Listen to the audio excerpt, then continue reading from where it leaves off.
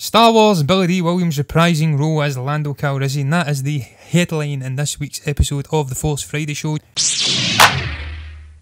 Joining me in this week's episode as ever is Stephen. What is your thoughts on that news, Stephen? It's been confirmed. Yeah, John, I thought it was just a matter of time, really, to be honest. We were talking about this 4 or 5 shows ago here on the Force Friday Show.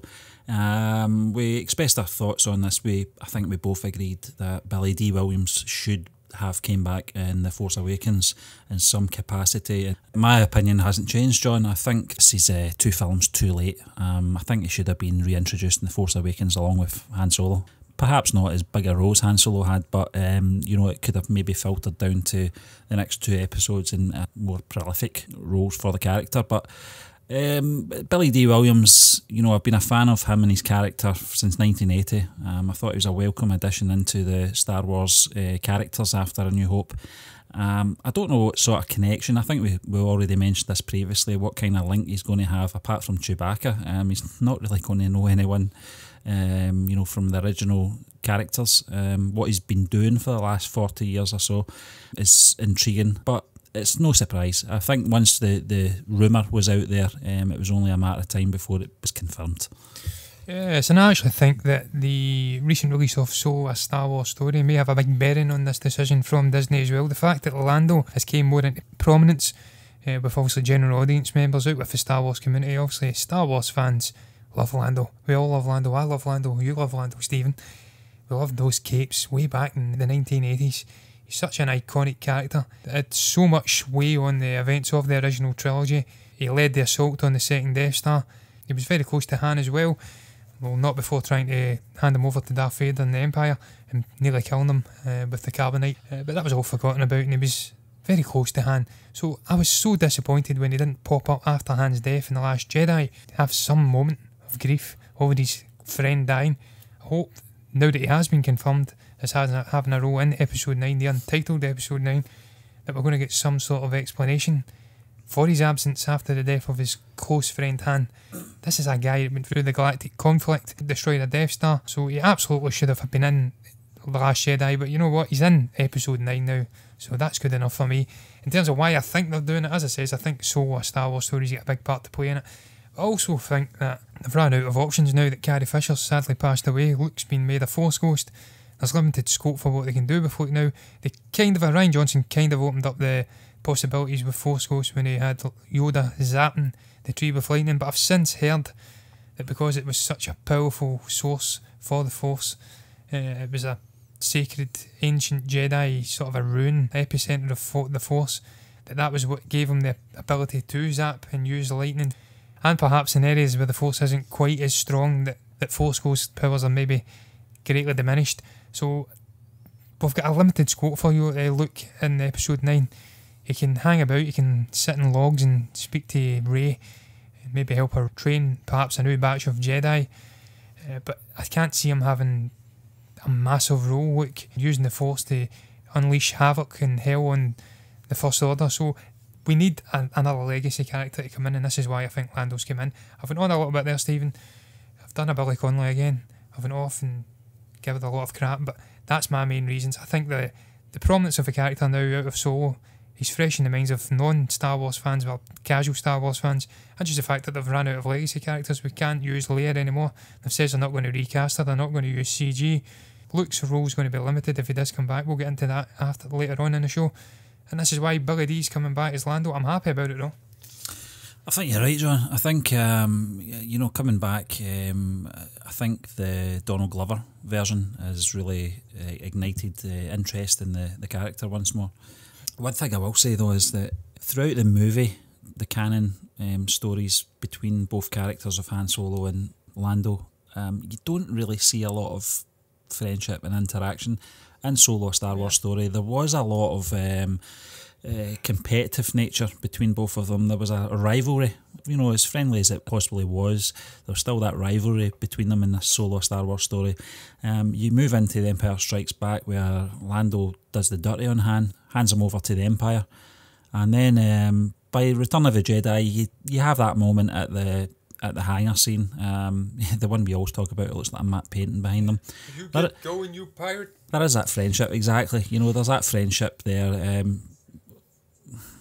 kind of skimmed over though. There's nothing too deep there, nothing too emotional between both characters, and then they have a little hug at the end in the Ewok village, and that's it. You know, that's why it annoys me that we didn't get to see both characters on film. I can't talk about the books. I've not read the newly released book on both characters. That kind of flits between two time periods. Yeah. That might, bridge the gap. But as far as movie canon goes, you don't see it at all. It's how close they are, which is a shame. That would have been the opportunity, as I said, if they had brought him back for The Force Awakens. I know what they were trying to do. They've got to reintroduce Star Wars to a new generation. They've got to introduce new characters to the arc. And it was always stated that the legacy characters, as they're now called, were always going to play second fiddle to the new characters, and I think most people accepted that. But as I said, I think it was a missed opportunity. We're not going to see it now. Han's, away. Lando's coming in at a time it's quite strange. Some might say it's a bit desperate from Lucasfilm, but I don't know. It depends. I mean, as I said, this report from the Hollywood Reporter doesn't really get into too much detail on how prominent his role's going to be in the film. It might just be a couple of shots, very similar to Jimmy Smith's character Bail Organa in Rogue One, where he had a couple of key scenes. Very memorable scenes, I've got to say. I'm just wondering if they're going to utilise him in that fashion. I'd hope not. I'd hope he'd have a bit more prominent role, but there's all these reports on social media about Billy Dee Williams' health as well, and he's finding it's very hard to walk and stuff like that. Whether that's true or not, I don't know. There is other reports as well. That this is the beauty of social media. You get all these sort of confirmed reports and unofficial reports and stuff. A lot of rumours floating about that he was back in training. How rigorous that is, I don't know. But it remains to be seen. But is it a bit of good news that we finally need from Lucasfilm? I think so. I think that most fans out there, hardcore or casual, know who Lando Calrissian is, and it's good news. It's possibly, I'm a bit of a doom and gloom merchant on this subject because I did want him in it a lot earlier, but listen, I'll take anything at this point. Yeah, I completely agree, Stephen, and just touching on what you says about the relationship and so, I mean, far from being friendship, I think Lando was actually almost condescending in regards to his relationship with Han. He was kind of a tapping them on the head and saying, listen, we're the grown-ups, you're the child, stay in the background. So certainly wasn't fleshed out there. So I don't know how close the friendship actually is between Han and Lando, whether it is fleshed out in that book you spoke of. I really do want to read that book, so I will get round to reading that at some point. In terms of how big a role it's going to be, I hope it isn't similar to Senator Bail Organa, Jimmy Smith's character. I hope we get not quite a cameo, but obviously he's not going to be fit enough to play a massive role in the film. So something in between the two would suit me nicely. An extended cameo where we perhaps get to see him doing a little bit more than what Jimmy Smith did, i.e. standing at a conference room and throwing a couple of lines away. I want to see him having some kind of a role in also the new found rebellion. It's not the Resistance anymore, overthrowing the First Order. But one thing that will be good for Stephen is the uptake in the making of capes in various shops around the world. The cape makers will be very happy, and that's the final thing I will say.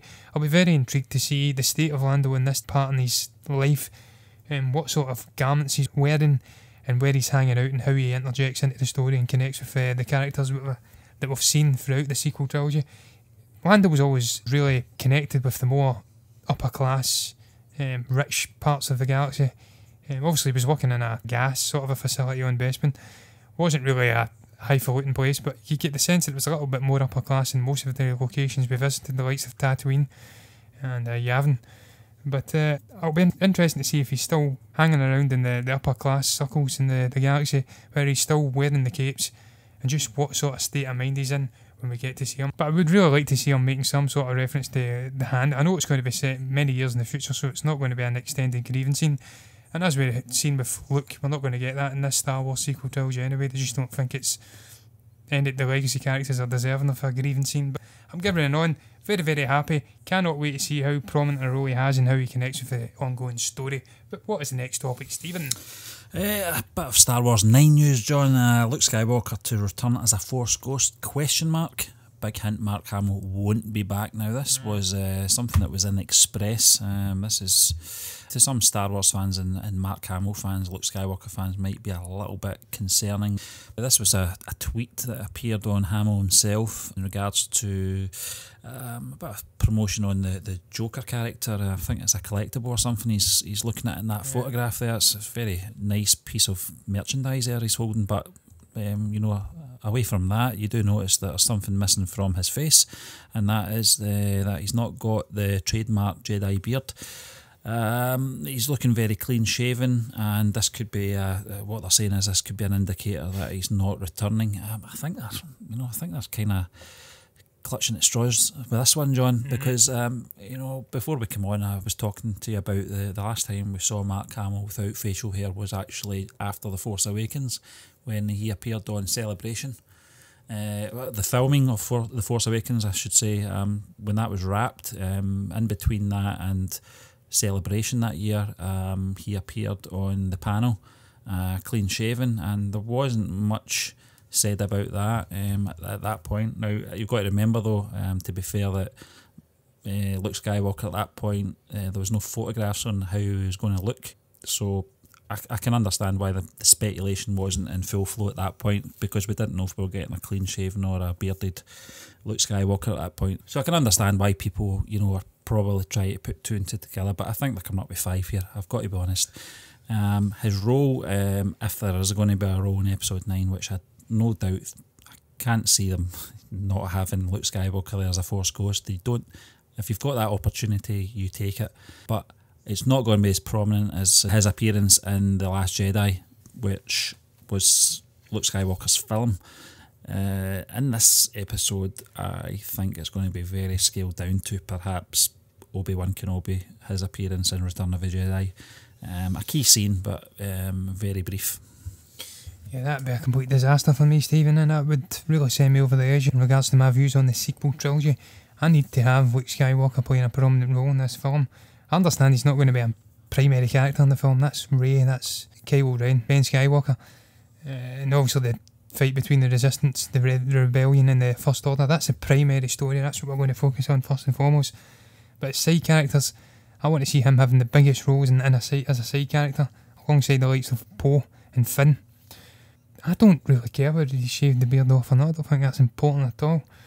I think it's clear that Force Ghosts can take on any shape, form that you like. We've seen Hayden Christensen coming in to play the much younger version of Anakin Skywalker at the end of Return of the Jedi. George Lucas laid a marker down with that one, basically saying that a Force Ghost can take any shape or form that it chooses. Any appearance it had throughout its life, it can pick that. And who knows, we could maybe see a beardless Force Ghost Luke Skywalker. The possibilities are endless, Stephen. We don't know when he started growing his beard out. We don't know how quick a beard grower Luke Skywalker is. Maybe it took him a week to grow that beard out, and he had a clean shaven look for 29 of the 30 years that was the gap between the sequel trilogy and the original trilogy. So being clean shaven is not really important to me. Another thing is that we don't know how long it takes Mark Hamill to grow a beard either. Maybe he shaved it off, knowing he's not to go in and film any scenes until much later on in the production schedule, and so he can then maybe grow out a goatee or a light beard between then and now. So it's all speculation. It's people jumping to conclusions once again. I believe Mark Hamill says that he doesn't know, he's always the last to know, but that he does like surprises, and that when he knows something he'll let us all know. That's a little bit of a lie. We know he's not going to let us know one way or the other, whether he's in the film, how big a role he's going to have, and whether he's going to have a beard or not. Mark Hamill won't tell us. But I think he'll be in Star Wars Episode 9. I think he'll have a okay sized role. I don't think it'll be monumental. I certainly hope it's bigger than Ben Kenobi's. And who knows, he might even be alive, Stephen. It might be an elaborate double buff. Maybe he didn't die at all in Act 2. When Rey felt him disappearing, he's just disappearing to another part of the galaxy. Maybe the Luke Skywalker we seen on Act 2 was a force projection. Maybe he's much more powerful than we ever imagined. It's like a projection within a projection within a projection. Who knows? Maybe he's still alive and that's why he's clean shaven. He was projecting himself with a beard. The possibilities really are endless, but I think he'll be a Force Ghost. I think he'll be a clean shaven version of a younger Luke Skywalker, and I'm not concerned at all. I know a few Star Wars fans are clutching at straws when they said, I can't remember the line I'm paraphrasing, but Rey never actually said that he'd passed away or died. She just said that he was gone. Yeah. So I think that's a stretching it a little bit, but no, you're right, John. I think his role will be very sized down. I think he's not required at this stage. I don't think, as far as filming goes. And I do believe when he said that. I know he's saying he's the last to know, but at this point, I don't think he has to know. He possibly has maybe been told to keep his schedule clear at certain parts of next year, maybe, because I think if they're going to bring him in, I think it might be at some point next year. I mean, we're talking December 2019 anyway, before the film's release. If his role's not that massive, it's not panic station's time yet in regards to the character. I do think he will appear. I just don't know what sort of role he's going to have in this film. I know that J.J. Abrams didn't want to touch the character with a barge pole in episode 7 because the size of this character and the expectation from the fans was probably too much for him to deal with, trying to tell a story and introduce characters as well. You're talking a good 10 years since we last had a Star Wars film, a good 30 odd years on the storyline as well, you know, and I think J.J. Abrams had to take that on board. He had to realise that he has to introduce this franchise to a new generation, as well as try to keep the older fans happy as well. I can understand why he didn't want to rely too heavily on the character, because I think the focus would have been too much on Luke Skywalker and The Force Awakens. I would have loved that because I'm a big Luke fan anyway, but I can understand from a storytelling point of view and a business point of view as well that it wasn't a good move, and leave that to somebody else, and they left it to Rian Johnson, who is now getting the flack for that. I don't know if that was deliberate on JJ's part. Maybe he saw the future, but I think getting into episode 9, there's a different perspective on this character now after episode 8, and I think JJ, I think most people would trust him to handle the character. I'm not going to say better than Rian Johnson because that's very unfair, but I think he's going to have an easier task to deal with this character than he would have in episode 7.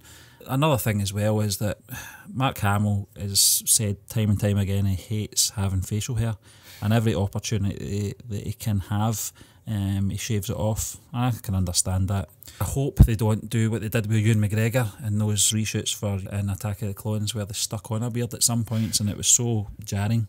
It makes Henry Cavill's CG'd out moustache look more professional, and that's saying something. It's very noticeable. I don't know if you've seen it, John, but I think he's got a hairpiece as well. Yeah, he's wearing a wig as well. You know, he's wearing a wig at some points, and the hair just doesn't sit right on his head, and the beard is so straggly as well. It's well groomed. His real beard is well groomed at some scenes, and in other scenes it's it just looks like a stick-on one, like he's undercover or something like that, and it's just so terribly looking. I hope they don't go down that road, because Mr. Hamill sports a beard very well.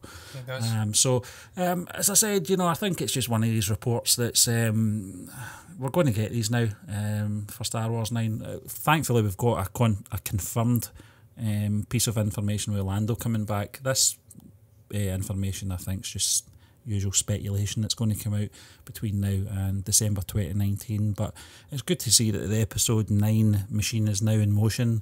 We're going to get more confirmed stories, we're going to get unofficial reports, and I just can't wait to discuss these going forward. Yes, the final thing I'll say, Stephen, is that films, we all know, are haphazardly filmed. You don't get films filmed in order from start to beginning, so we could have Mark Hamill coming in at any time he wants, or any time they require him, and he can grow a beard out between then and now. He could have 3, 4, 5 months until he has to film a scene. So it's all panty wetting for me, and I'm not concerned at all. I'd love to see Mark coming in as a very much alive Luke Skywalker, but it's a pipe dream. So I'll settle for him being a clean-shaven, forced ghost, if it must be. I don't care. I love Mark either way. He's a great man. But we're going to move on to the very next subject. Yeah, Ahmed Best. We talked about him last week, John, and his struggle with suicide. After the backlash of The Phantom Menace back in 1999.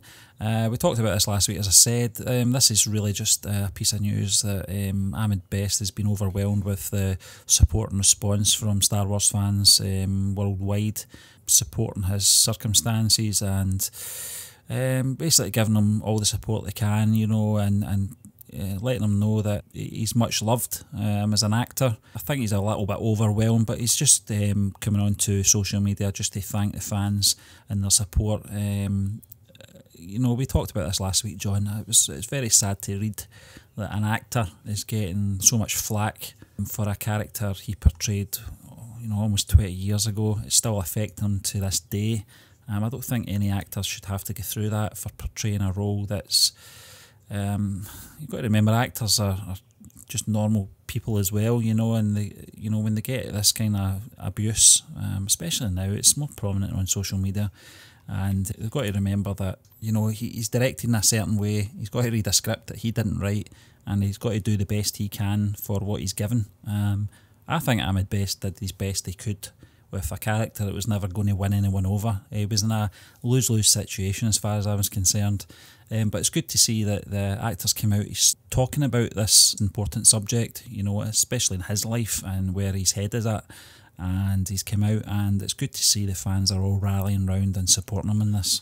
Yeah, it's always good to see a prominent person, a figure in public life, coming out and speaking about mental health, Stephen. It's a very important issue in modern society where a lot of people, and more people, are suffering from it just because of the nature of modern day culture. We've got people becoming more interconnected through social media, but personally they're becoming less and less connected with the world, and that's leading to a lot of anxiety issues and a lot of depression and mental health. So it's good to see a guy like this coming out and discussing his real issues he suffered from and just connecting with other people. I've seen other people coming out and discussing the problems they've had, similar people in public life coming out and saying that they too suffered from mental health issues as a result of abuse they had or criticism they got from fans. It's obviously a much bigger problem now because it's much more widespread and it's much easier to go on and post abuse to people. And I think we've also had various different filmmakers. I think James Mangold's come out on Twitter recently and discussed just the criticism online he's been receiving, how it's really scaring a lot of people away. And it's a big issue, and I'm glad to see Ahmed Best getting much love now from various different fans. As the Beatles did say, all you need is love. The love you take is equal to the love you make. Very much still fitting in today's society. I've always believed that you should only behave towards people in a manner in which you would want them to behave towards you. So don't go out abusing people just because you didn't like a character they played in a film. Think to yourself, how would you like to be treated? And then keep that in mind when you start dishing this crap out to actors online or just doing their job. The Jar Jar character wasn't the worst character in the history of Star Wars. That was Bib Fortuna. The weak-minded fool that he was. Rose Tico as well was pretty poor, I have to say, in terms of characters. And it fits into what we were saying, Stephen. People completely unable to disconnect fantasy from reality. They see these characters, they hate them, they think they're destroying their childhood, and then they attack the actors who are only doing their job, reading lines off a script, and it's ridiculous. But I'm glad to see that he's getting love now, positivity into his life, and he's moving forward, and he's got a young son and stuff, and it's all the best to Ahmed Best, if you pardon the pun. Yeah, John, I think this is the dark side of social media, and it's becoming prominent now with people attacking celebrities, actors, directors, whatever. Yeah. What is their end game here? They want to chase these people off social media altogether, and we're all just a bunch of nobodies on social media that can't interact with these people. Because I'll tell you something, I've interacted with some actors in the past on social media.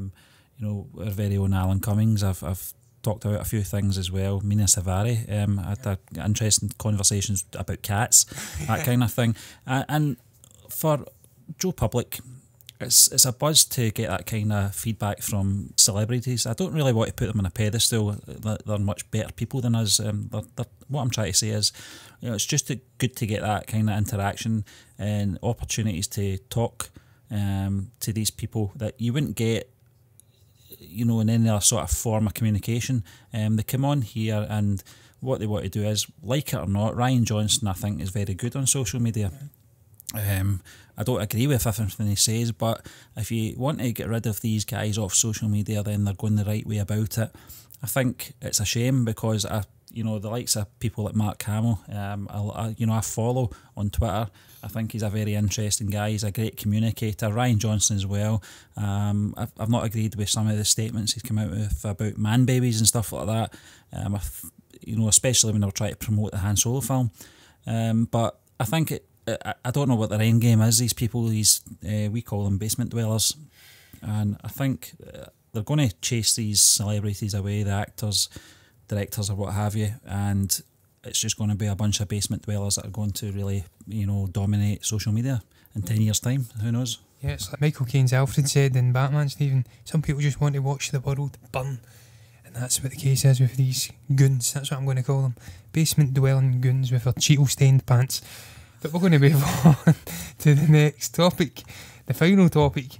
And this is that we've finally got news regarding a potential Blu-ray release date for So, a Star Wars Story. They're suggesting, Stephen, that it will come out in August, I believe, no, September 25th, 2018. What's your thoughts on that? You looking forward to buying it? I think I might have said maybe a few shows ago, John, possibly might come out September, October time. That normally was the sort of home release of all the other Star Wars films that came out on the sort of May release. Because I can remember purchasing Attack of the Clones round about that time, and then 2005 Revenge of the Sith as well. Will I get it? Something that I've not got around to getting The Last Jedi yet. I think I've seen everything I've had to from that film. There is talk. I know that it's on Netflix at the moment in the US. We don't have it here. Our Netflix is pretty guff, if I'm being honest. We don't really get as many big films like that. Or I would have said I would have probably just caught it Netflix, but I don't think I will. John. I think with normally when I used to get these films, it was for the bonus stuff, but you're getting so much of it on YouTube now. Anyway, I've seen quite a large chunk of the stuff that's on the bonus discs from The Last Jedi appearing on YouTube now anyway, and it's kind of fulfilled what I was looking for in these releases anyway. I like having hard copies of films. I'm very old fashioned that way, especially the Blu-rays. I think they look great on a shelf, just that sort of blue casing, and especially a collection of films like Star Wars does look very impressive. But for some reason, I don't know, I've just sort of lost the will to continue that collection. I don't know if I'll just wait for some kind of ultimate box set or something. It might cost an absolute bomb right enough, but I don't think I'll be rushing out to get Solo on any kind of platform when it is released. I think I'll just hang about and see what crops up on YouTube in regards to bonus stuff. Yes, I very much agree with you, Stephen. I've went fully digital now. I stopped buying Blu-rays maybe about a year ago. I think some of the few Blu-ray sets that I still have left though are Star Wars, and I think the Christopher Nolan Batman trilogy. So I've got a few, I think maybe even Back to the Future. So I have got a few of the more prominent franchises on Blu-ray in my collection, but I've mostly went digital now. And as a result, I really don't see me going and buying this on Blu-ray. It's an ever-changing world. As you did say, you'll get many of the bonus content on YouTube and stuff like that now. It does leak. So that was one of my primary reasons for going and buying the Blu-rays, the box sets and stuff, just to see how these films were crafted, to see the artistry and the digital effects and stuff. And just that great director documentary that was released in The Last Jedi set, that was a perfect example of what you buy these things for. But I've moved on to the digital thing, and I think that's something they should really focus more and more on. But who knows, this may actually give this film a second lease of life. It obviously flopped at the box office because a lot of people were boycotting it. Some people weren't interested in going to see it in the cinema. With also the competition of Deadpool 2 and Avengers Infinity War. But we may see them going and purchasing the Blu-ray now and giving it a chance. And who knows, it may even earn the film some more money. But I digress. That has us reached the end of this week's episode of the Force Friday Show, where we discuss all things Star Wars. We'd just like to thank you for listening to us. We'll be back next Friday to do it all again. Remember guys, if you enjoyed that latest episode of the Force Friday Show, then do hit that like button, comment below, and maybe even subscribe to the channel if you haven't done already. If you want to follow us on social media for all the latest updates from Movie Burner Entertainment, then we can be found on Facebook and Twitter at Movie Burners. You can also listen to us on Google Play and iTunes if that's more your thing, at the Movie Burner Podcast. And last but not least, if you want to access and read all the latest written reviews and the occasional article we put out, then that can be found on our website at movieburnerintertainment.org. Until the next time, goodbye.